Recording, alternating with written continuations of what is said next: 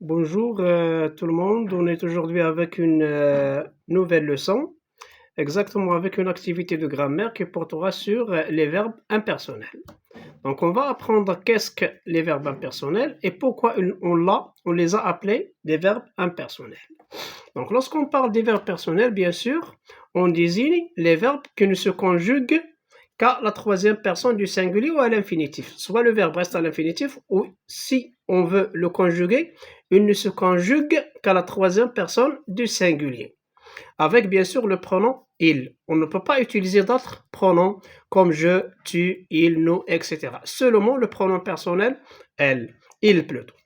Donc ces verbes sont généralement, quand est-ce qu'on les utilise? Ils sont généralement utilisés dans des contextes où le sujet n'est pas une personne. Dans des contextes, comme on a dit, où le sujet n'est pas une personne. Mais seulement il peut être une idée, ou bien il est lié à un phénomène météorologique, ou un fait général. Ça veut dire donc c'est trois cas. Donc, soit une idée, ça veut dire lié à une idée, à un phénomène météorologique, ظاهرة لها علاقة بالأرصاد الجوية, ou un fait général, يعني واحد الحدث عام بصفة عامة. Donc, on va commencer par le premier cas, lorsque les verbes impersonnels sont liés aux idées ou expressions abstraites, يعني مجردة. Par exemple, avec le verbe falloir, on ne peut pas le conjuguer avec les pronoms personnels comme on a dit je, tu, il, etc. Il se conjugue comme on a dit. La règle générale, il se conjugue seulement à la troisième personne du singulier. Il, on dit il faut. Ça veut dire il exprime la nécessité ici. ضرورة. Le verbe sembler, il semble que يبدو أن, il semble que valoir mieux, il faut mieux. Il vaut mieux. Je m'excuse. Il vaut mieux.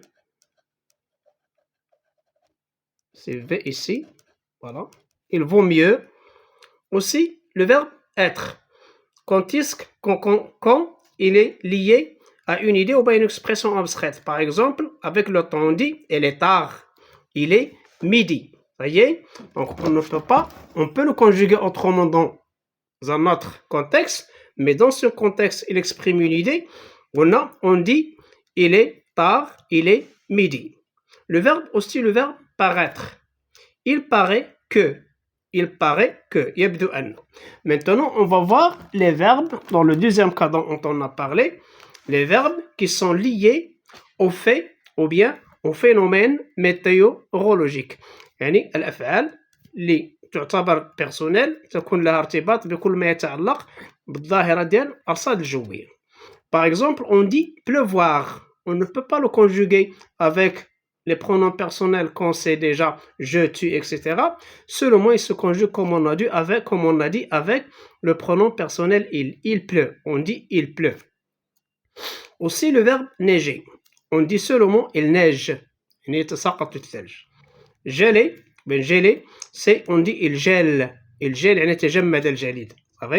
Vanter, vanter c'est avec E, ce n'est pas avec A. Vanter, c'est un phénomène météorologique, ça vient de vent. Donc on dit il vente, il rih. Grêler, il grêle. Il grêle, ça veut dire saqi'. فترة البرد شديد. On va voir maintenant les verbes liés aux faits généraux. Y avoir, il y a. Donc là c'est un fait général. حدث عام. Se passer, il se passe quelque chose. أن شيئا ما يحدث. Voyez? Arriver, il arrive que. Rester, il reste des choses à faire.